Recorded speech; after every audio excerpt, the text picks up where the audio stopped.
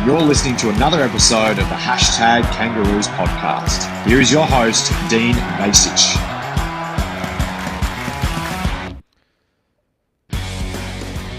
Welcome back to Hashtag Kangaroos, the podcast by North Melbourne supporters for North Melbourne supporters. I'm Dean Vasic, and joining me tonight is my co-host, Siobhan Rowe.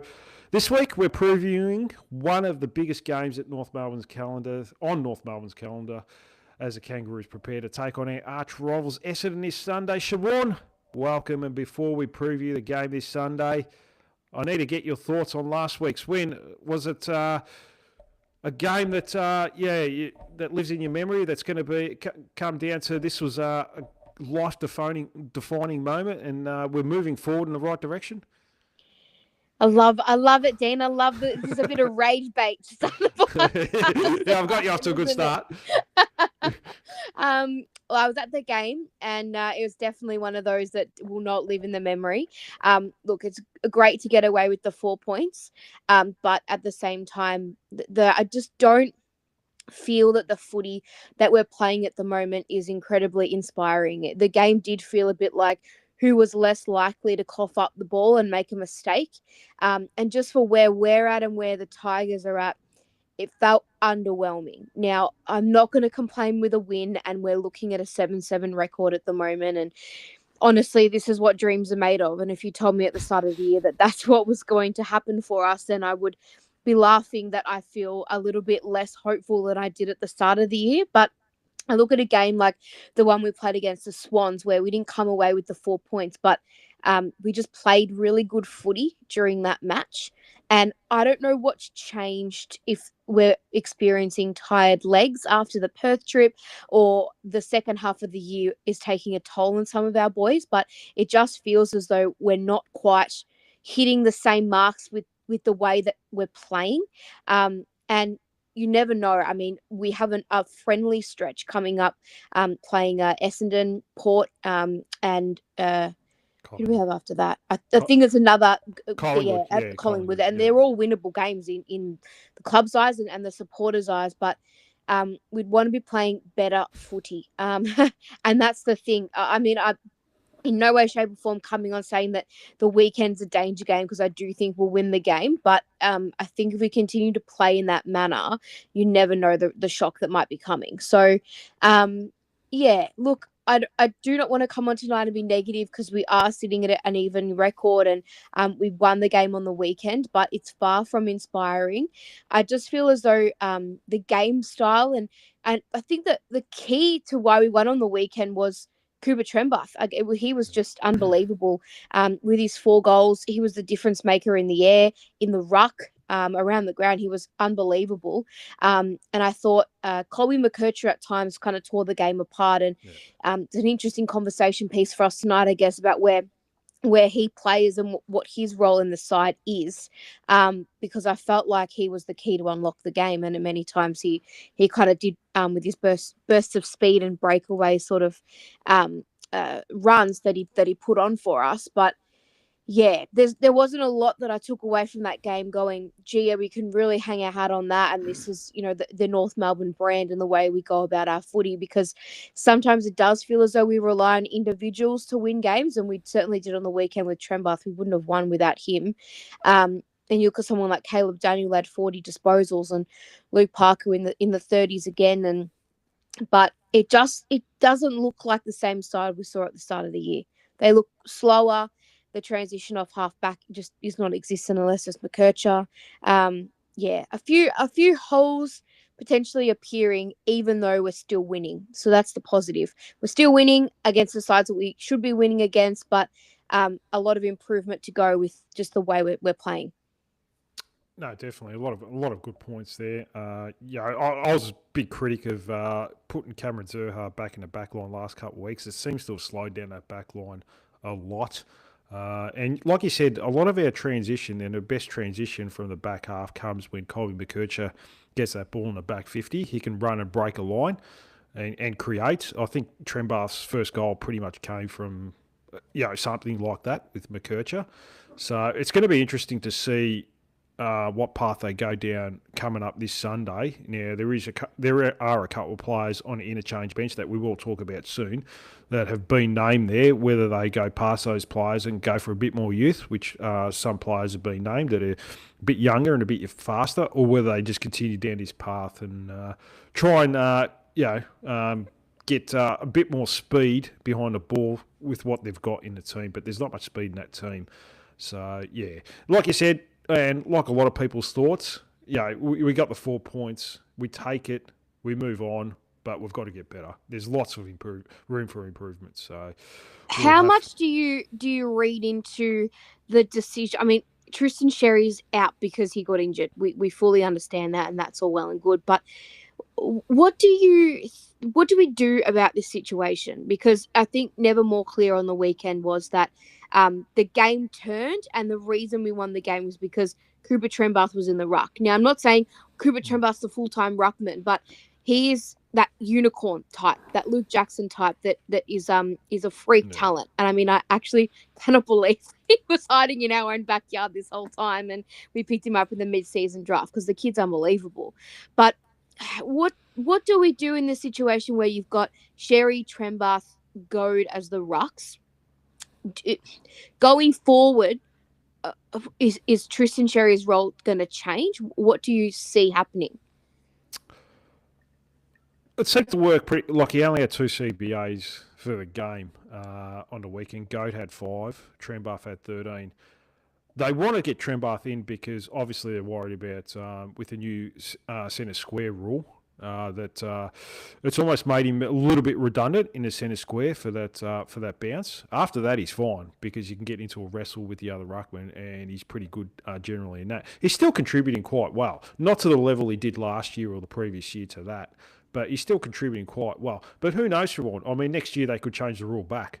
And then all of a sudden, because there's no predictability with AFL, they don't know what they're doing. So they could go all the way back and say, oh, you know what, we'll just change the rule. And then all of a sudden, these players like Darcy Cameron, Tristan Sherry, and there's a couple others, Jared Witts, probably the 3 main ones, that they all of a sudden become important players again. So I think they're going to stick with what they've got. But I'm going to put this on you. Do you need to play Taylor Go 25% time on ground if you're going to have those two, Trembath and Sherry, doing the CBAs and Trembath doing the majority of them? I felt like on the weekend, though, Dean, we were slow. We were slow to react. We were slow around the ground, and only certain players looked like that's probably why McKercher stood out like such a sore thumb, because others just didn't want to take the game on. Now, once again, I'm not coming on this podcast to pot certain players, but I mean, it astounds me, and they're in the squad. And I don't want to make judgment calls without knowing what's going to happen on the weekend with the team.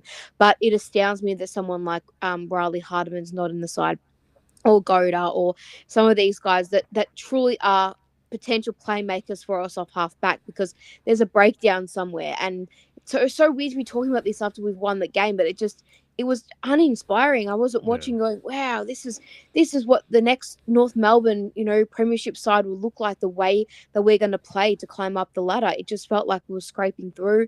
But I just don't know if the combination of Sherry, Trembath and Goad is going to work long term. So they need to make a decision around who's going to be the ruck.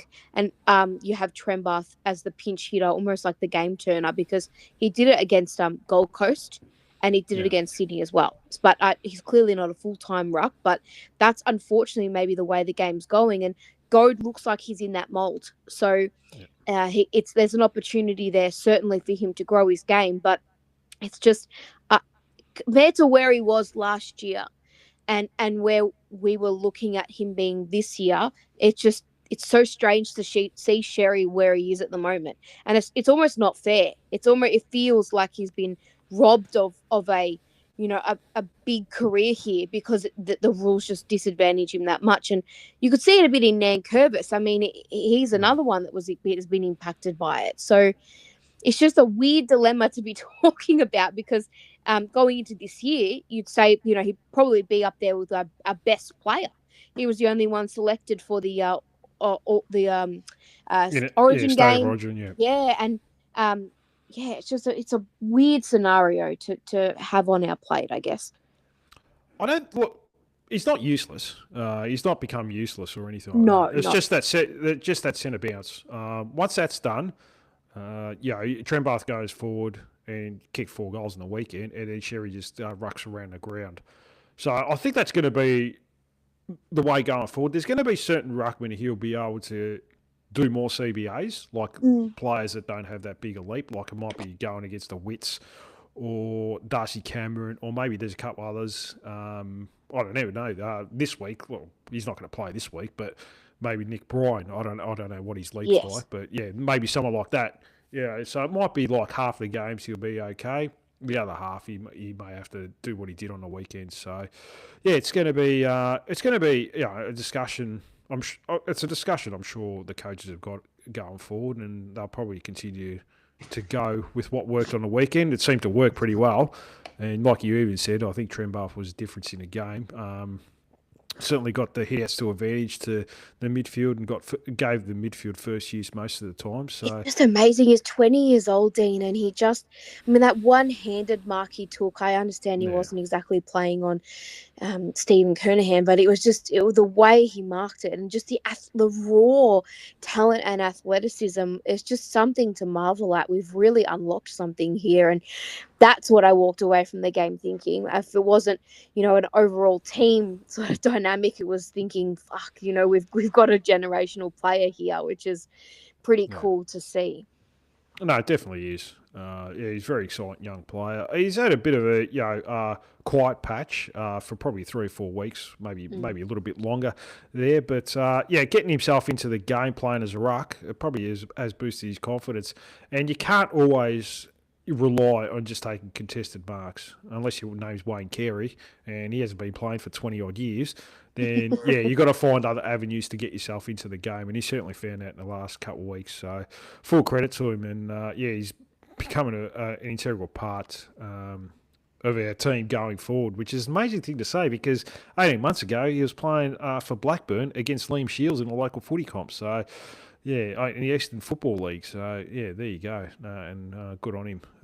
It gives hope to a lot of players that probably are probably in their early 20s, haven't had the opportunity, and they may get that opportunity going forward. You talk about defensive stocks, and it's going to get tested for the rest of the year with the key position department. Toby Pink has gone in for shoulder surgery and ruled out for the year.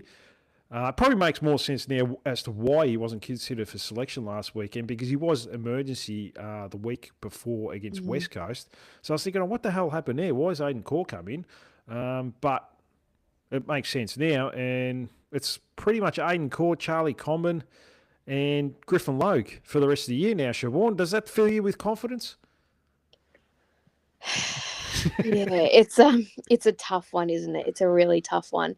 I think last week, after the West Coast 1-point win, when the major change, it went from Griffin Logue to Aiden Core, I think this is the warts and all moment where we might all wake up and see how bare the cupboard is.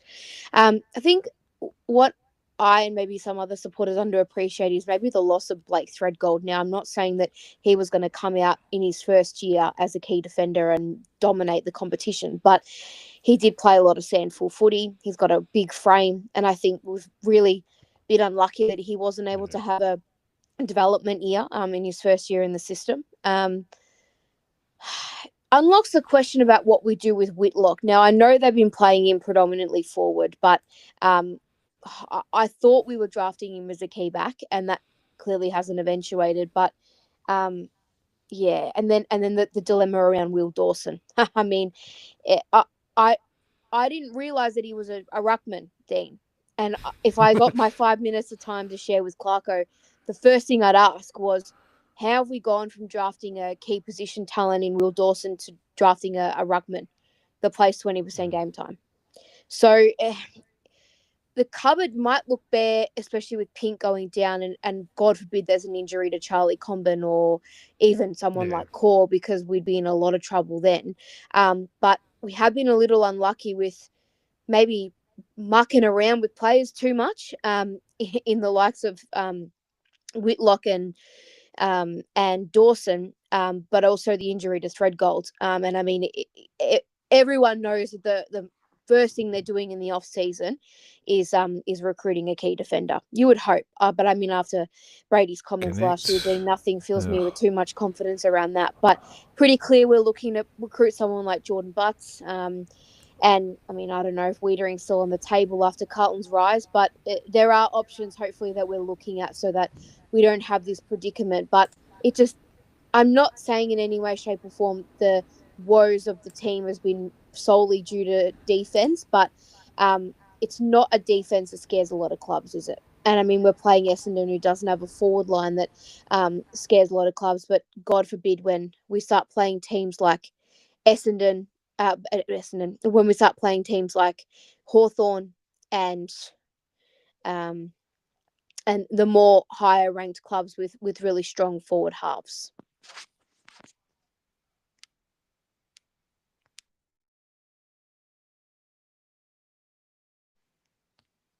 Dean, have I got you? Yeah, you have. Yeah, sorry, Siobhan, I did cut out. Okay.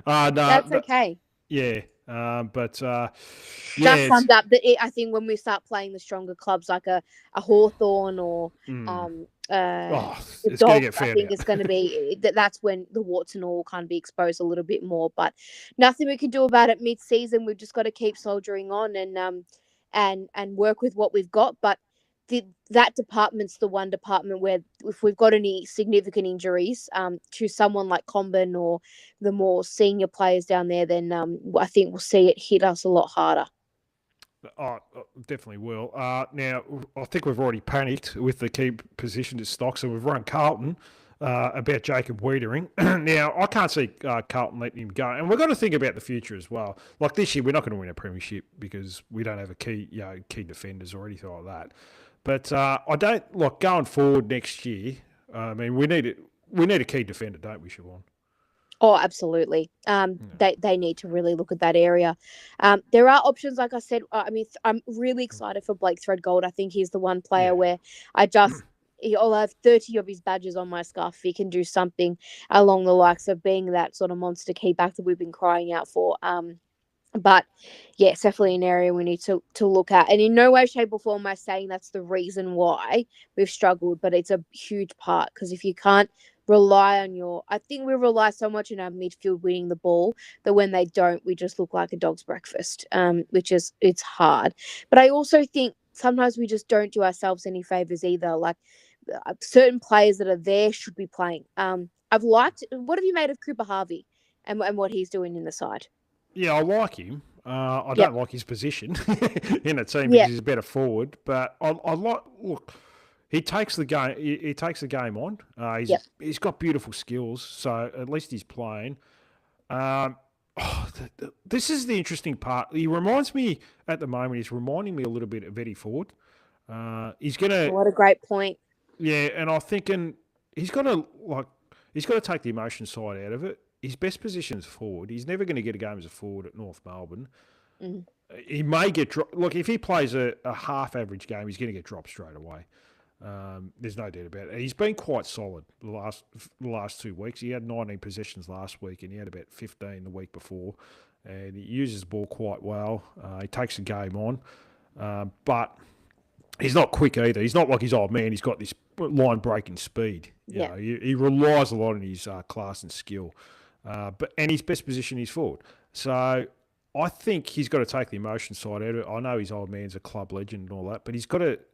I think he should look at other clubs. If he's got other clubs interested in him, his manager's got to go to other clubs and say, "Well, get him to give me a 2 or 3 year deal, and I'll go across." Because he's never going to get a game as a forward at North Melbourne because we've got too many. We just drafted one mid-season draft who looks pretty good as well. So that's my opinion. I like him, but. Yeah, you can't just do an Eddie Ford. I'll stay another year, then sit in the reserves for the whole year next year, and you're out of the system.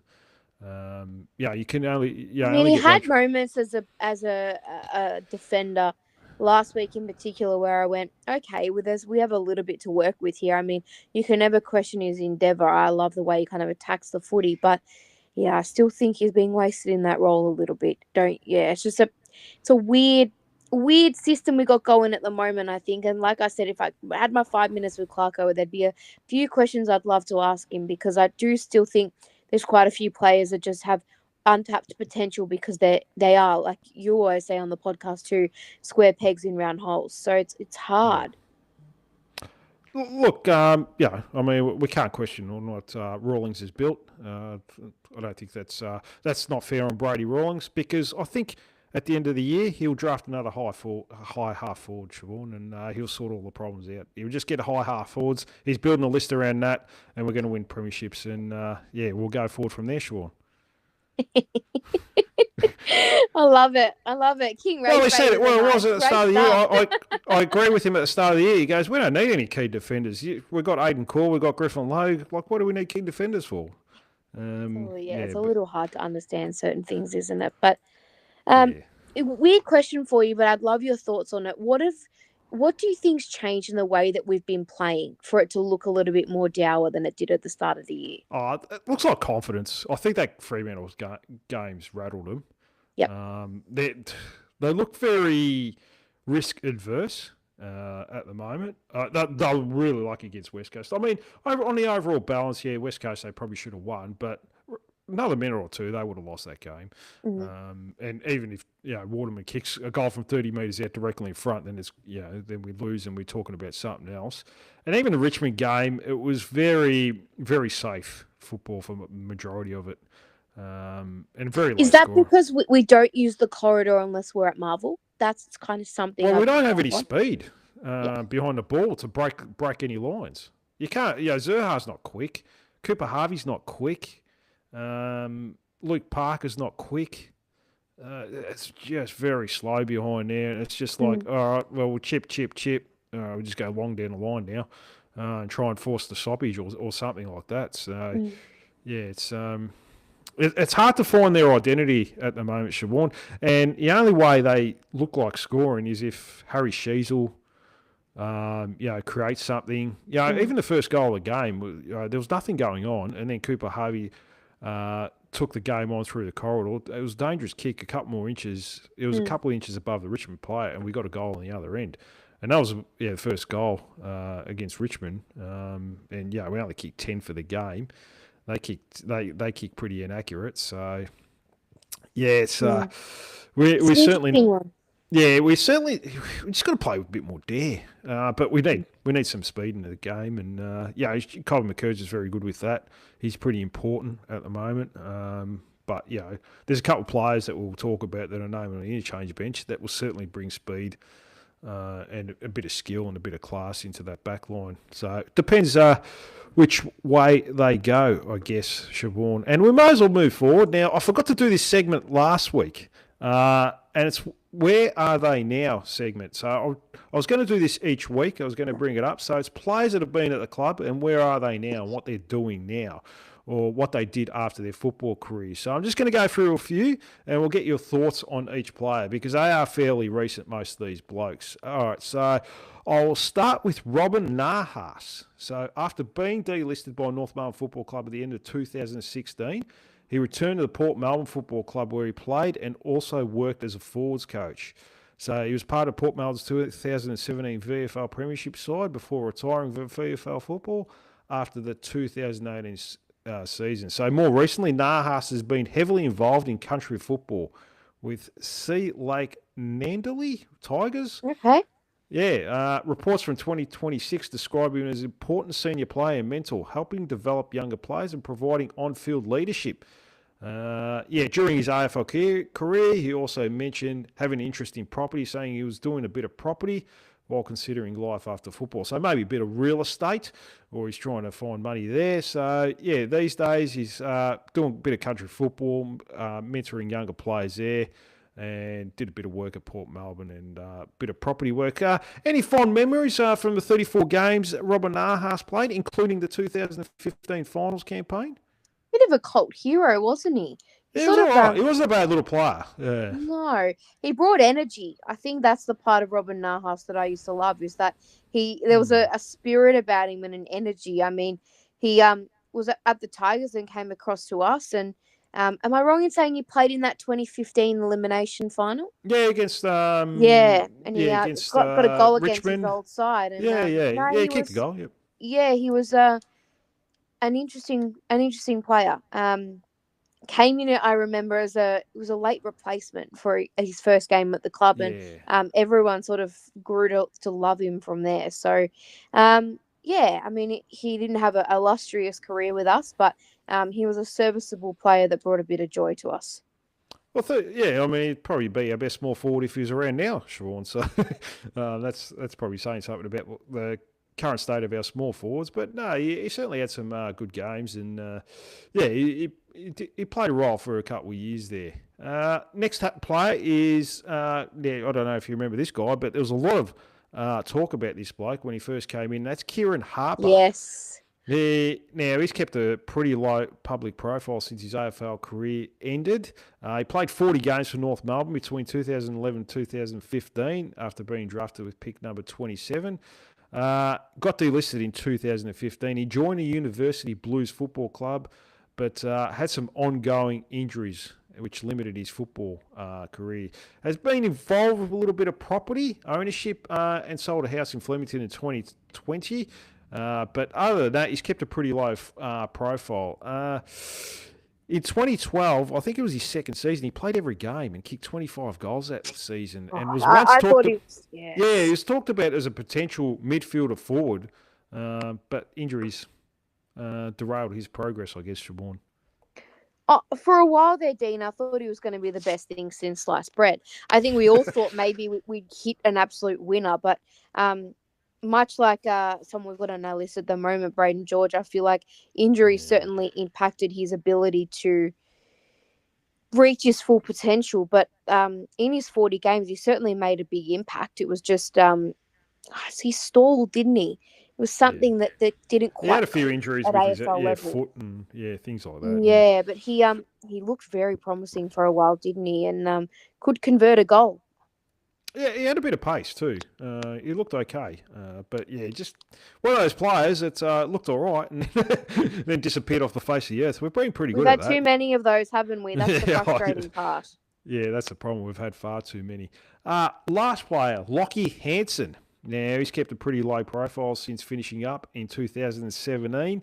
He played 151 games. He went into the business world rather than coaching or media or anything like that. I have seen him at a couple of AFLW games with, I think he's good friends with Lee Adams. And I have seen him a couple of years ago at a North Melbourne game. He's got a man bun now, Siobhan. He's got a couple of kids. I think he's got 3 kids. So, yeah, he's still going to a North Melbourne game, which is good to see.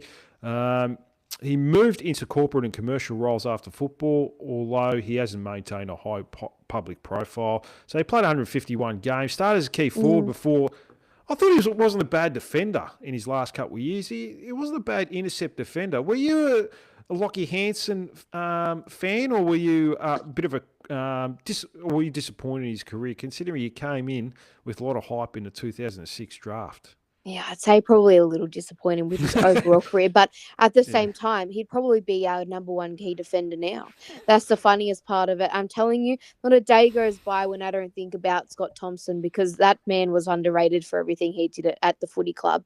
But he was probably the 3rd string alongside Ferrito and Thompson for a while there, wasn't he? And we had Nathan Grimer around that time too. But no, he was certainly a serviceable backman and was great one-on-one.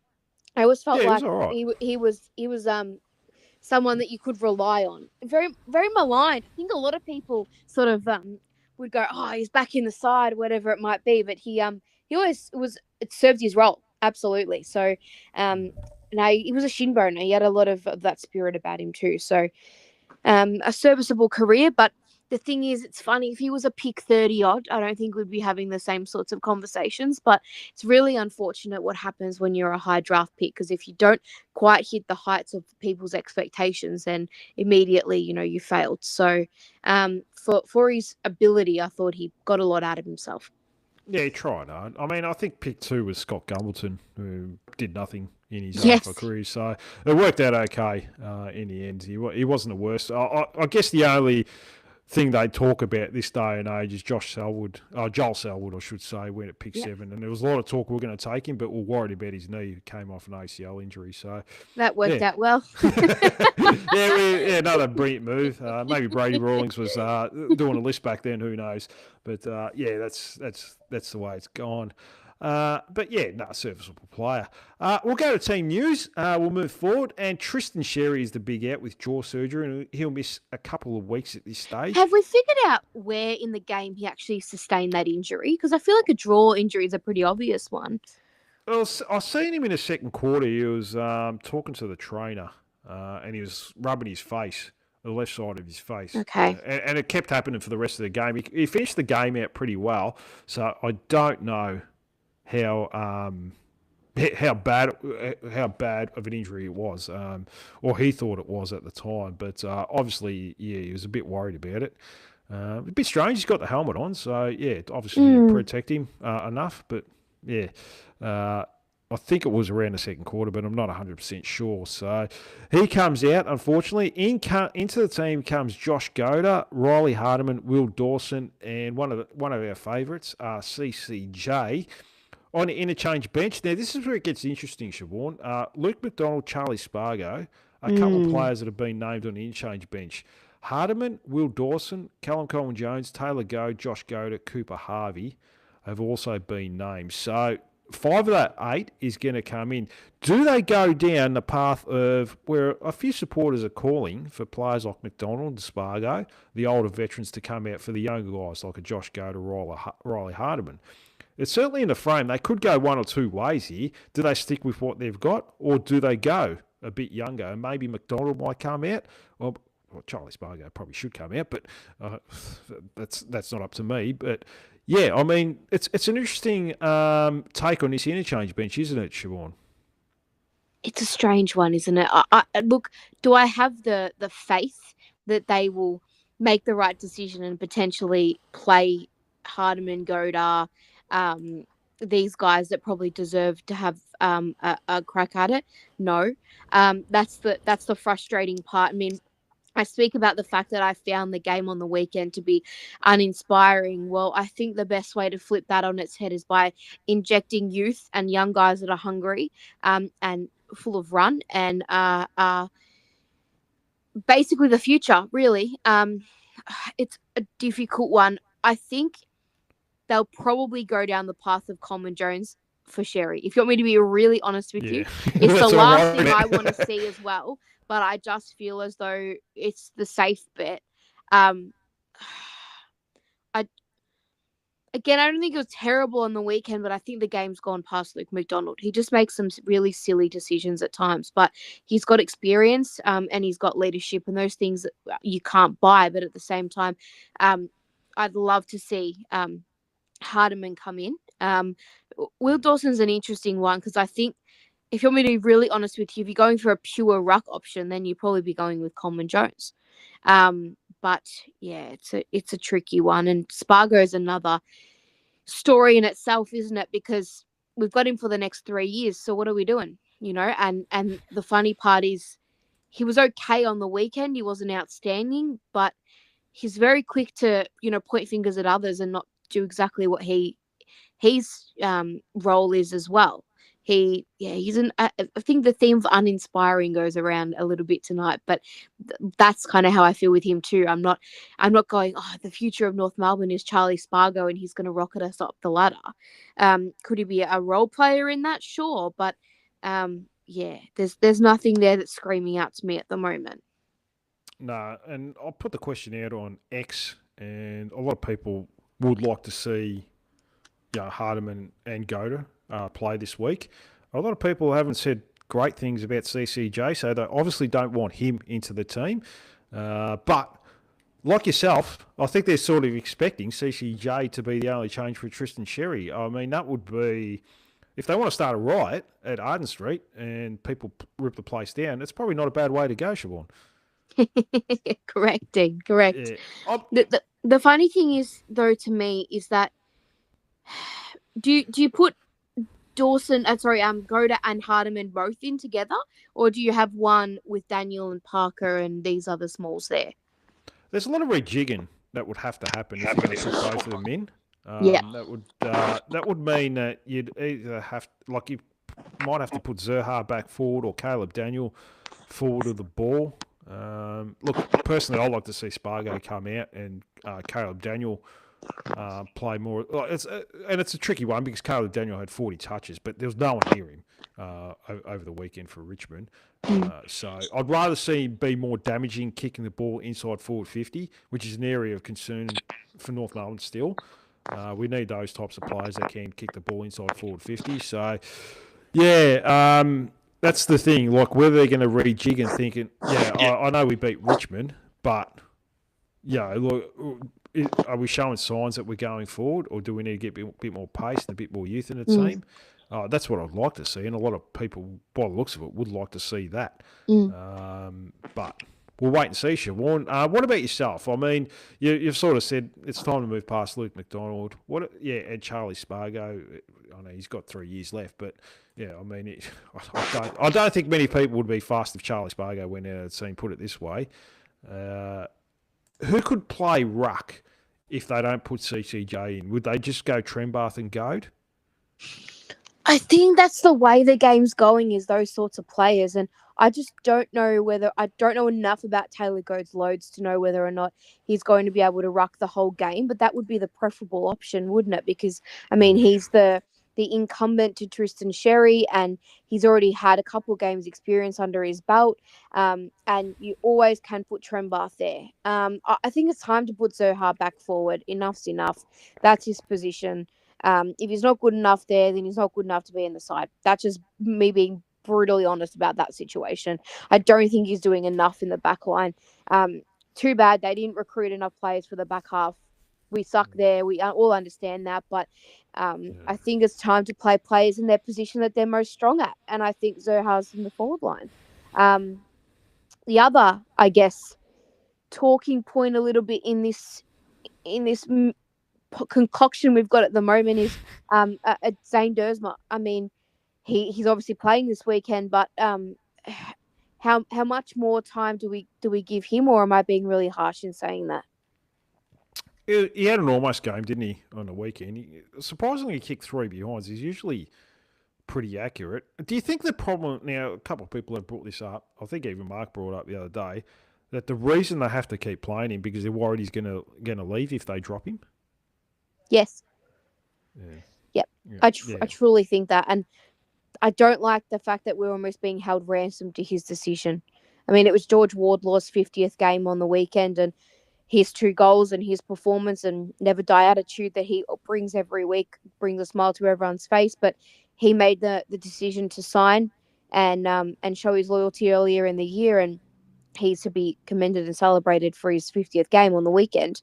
But you look at someone like Dersma, I mean, giving him an opportunity to play, he hasn't exactly fully repaid the club for where we picked him in the draft. And if he's going to sort of have this mindset of, oh, well, I'll just wait and see, well, I don't know. It doesn't sit very well with me when players do that. But that's just my personal view on that sort of topic. But, I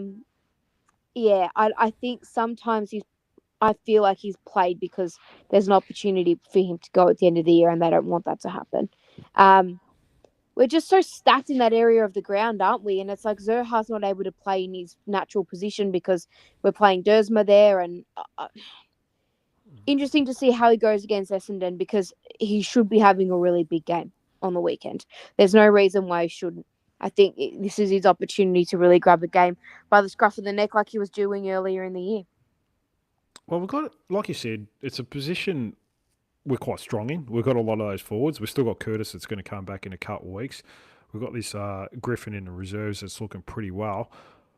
I mean, if you want to get players like Darcy Wilson, he might not be a bad option to use as trade, because you've got other players in that position. Whereas Darcy Wilson, geez, that kid's a really good player. By the way, he's going to be an absolute gun.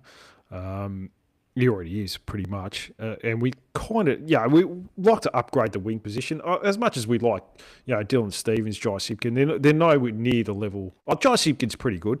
Dylan Stevens is nowhere near the level of Darcy Wilson on a wing.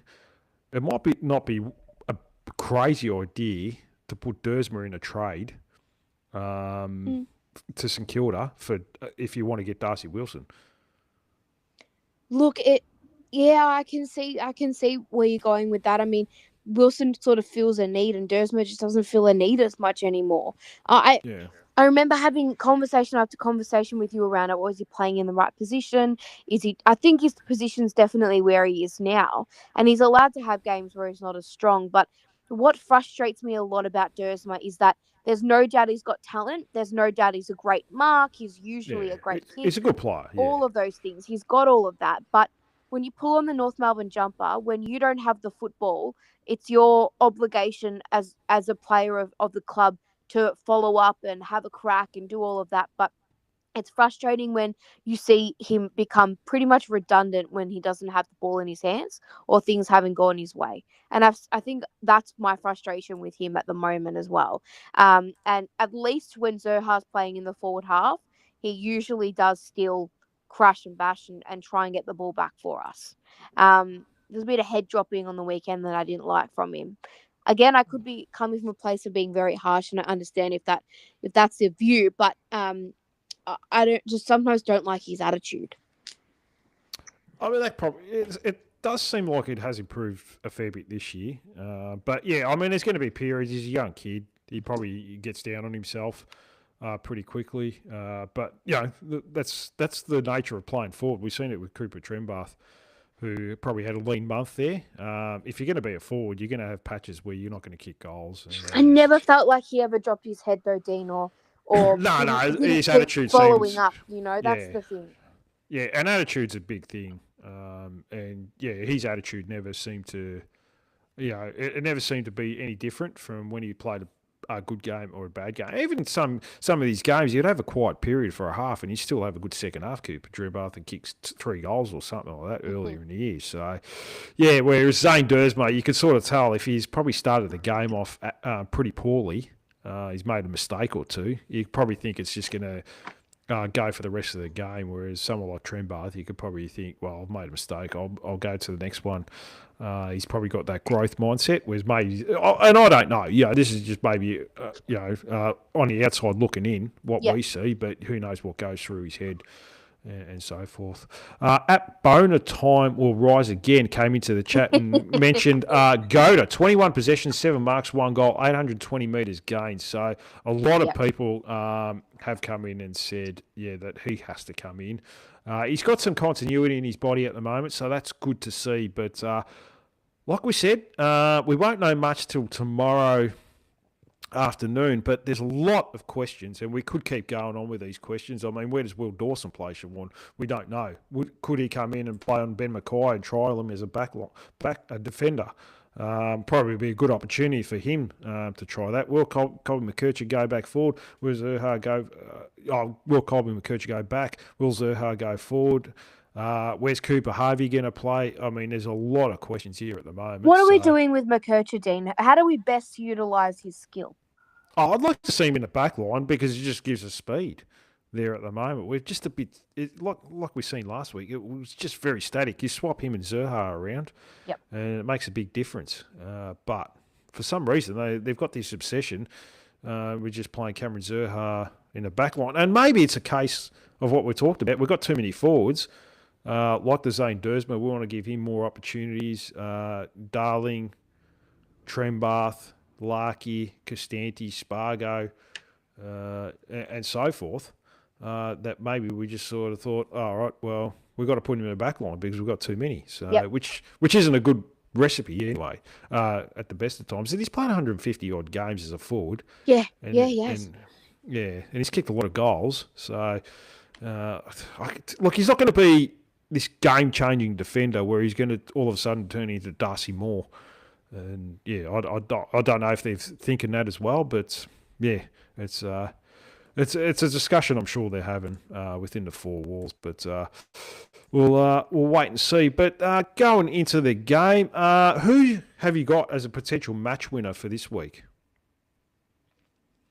Funny enough, considering I've just spent half the podcast potshotting him, but I think after last week's near game, I think it's an opportunity for Dersma. It's quite funny because, it's unfortunate for us in many ways because McGrath, Caldwell, Parrish, and Kako are the boys to come in for the Bombers, and I mean, there's some decent players in there. So it's unfortunate that that's sort of the experience that we sort of walk into. I'm not saying they're the game changing players, but it certainly adds to their lineup. But I think there's a real opportunity there with Essendon's backline for Dersma to have a good day, a very good day.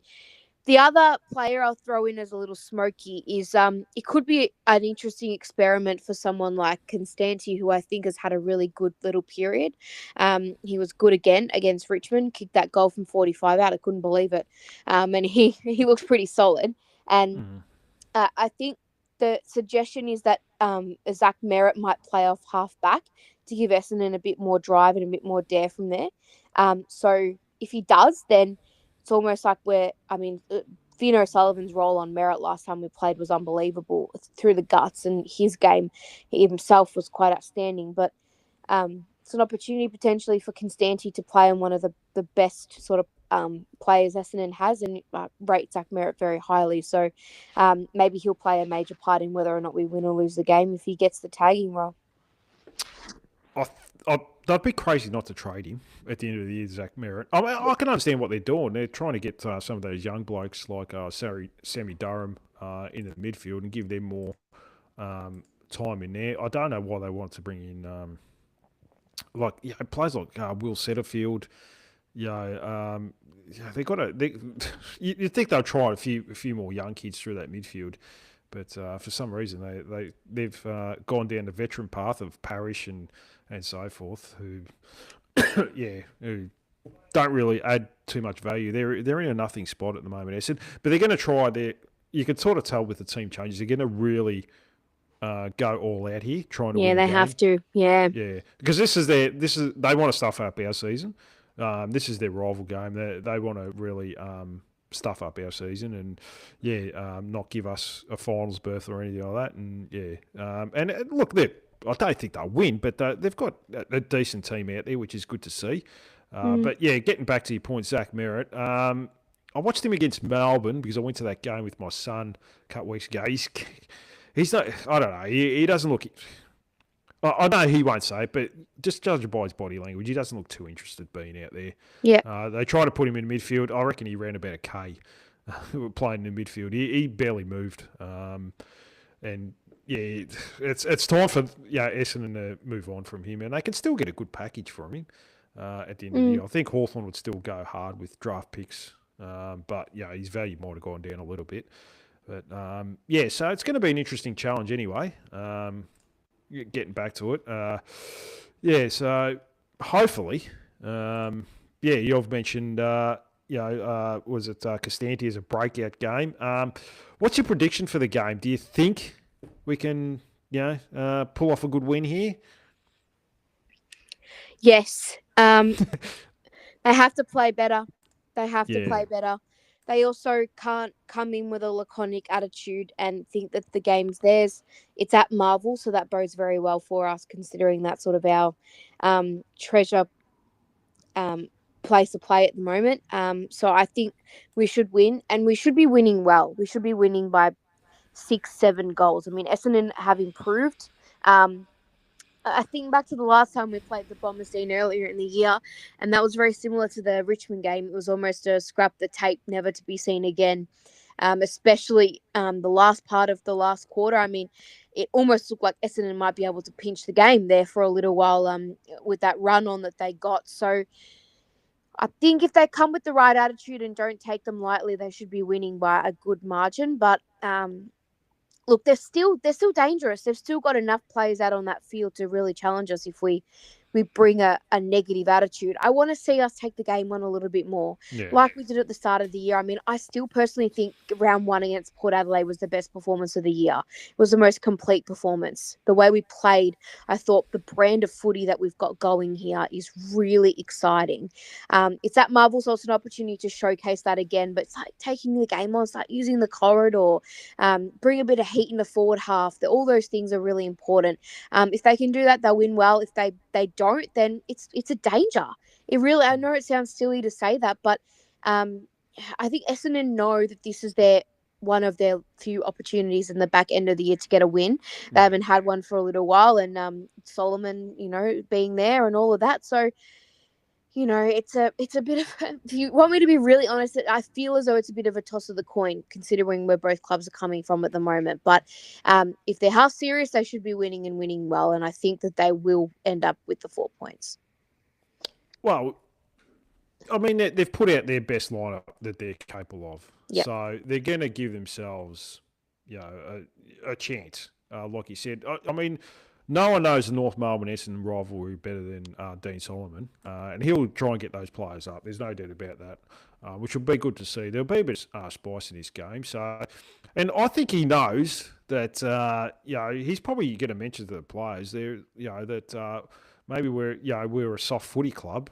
Go at them hard. So this is going to be a test if we get sucked into their shenanigans and so forth. But not that they've got hard, tough players themselves, but they're going to try and rough us up a bit with certain players. Yeah. So it should be a good contest, but we should be good enough. We should have enough talent in that team that we should get the win. So we'll have to wait and see. I think it's a big game for Luke Davies-Uniacke too, Dean. I think if you speak about sort of players that are getting roughed up and being good enough on talent and all those things, I mean, I love that boy and I love what he brings to the side, but I think he's dropped his bundle a little bit. I thought he wasn't great against Richmond, so it's an opportunity for him to show his wares on the weekend too. No, definitely. He only had 18 touches. He's probably been getting a bit of a tag the last couple of weeks. Yeah, I think he has. Yep. Yeah. He's got to work things out, and that's all part of the challenge of being an elite A-grade talent. So we'll have to wait and see on how he bounces back and tries to find a bit of form. So we'll wait and see. Anyway, Siobhan, that's pretty much all I have for you tonight. Did you want to add anything else before I let you go? I'd love your prediction on the game, the player that can have a big game, that can sort of break out. Potential. I will go. I'll go forward. I'll go. I was going to say Dersma, but you've already said him. There's not much. Actually, there's not much. I'll go Darling again. Yeah, he seems to be our best forward. I know he had a bit of a quiet one last week, but he's not going to have two quiet ones. So I'll go Darling, kick another 4, and breakout potential player. I'll go, but I don't know if this guy's going to play Riley Hardiman. So if he doesn't play, then I'll go Josh Goda. But he might not play. I'll go CCJ. He'll definitely play. He's going to have a huge game. Kick 4 goals, 35 hitouts to advantage. It's going to, and then everyone's going to eat their words about him, Siobhan. Look, I think it's pretty obvious that if he plays, it's probably going to be somewhat of a last hurrah of sorts, or an opportunity for him a farewell game. Somewhat, yes. I do feel as though, looking at especially what Goad has offered, it's very unlikely that we'll be seeing him as a regular in the seniors ever again. Did you do a margin? You said it was 6 goals. Yeah, I said about 6 goals. If North are serious and they play in the manner that they have in the first part of the year, I'd say 6 goals. What about yourself? I'll go 3 goals. Not as confident. Probably after the last couple of weeks, last few weeks, I should say. I'm not as confident they can bury him. But we should just be good enough with our class and our skill on the team. So, because Essendon do a lot of mistakes. Even Zach Merritt's turning the ball over a lot at the moment. So yeah, they're a bit of a tough watch. They're low on confidence, which happens, and you can't exploit them for that. Anyway, Siobhan, appreciate you coming on tonight to preview the game. I haven't checked the AFL game for tonight. It was going to be a ripper, so I'll get this out and we'll go have a look at that. But appreciate you coming on, and I'm sure I'll chat to you next week after a 10-goal win with CCJ getting best on ground. Absolutely, Dean. And just an FYI, the Lions are demolishing Sydney, so maybe they're back. You never know. Oh, it wouldn't surprise me. So, yeah, no. Always a pleasure to be on with you, Dean. Thank you very much. Nah, thanks, Siobhan. And that brings us to the end of another episode of Hashtag Kangaroos. A big thank you to my co-host, Siobhan Rowe, for joining me to preview this week's clash between North Melbourne and Essendon. Thanks to everyone who has listened, subscribed, shared the podcast and support the show. Your passion for North Melbourne is what makes this community so special. We'll be back next week to review all the action from the Essendon game and discuss the big talking points from another week in the world of the Kangaroos. Until then, keep believing, keep backing the boys, keep flying the blue and white flag. I'm Dean alongside Siobhan Rowe. This has been Hashtag Kangaroos. Thanks for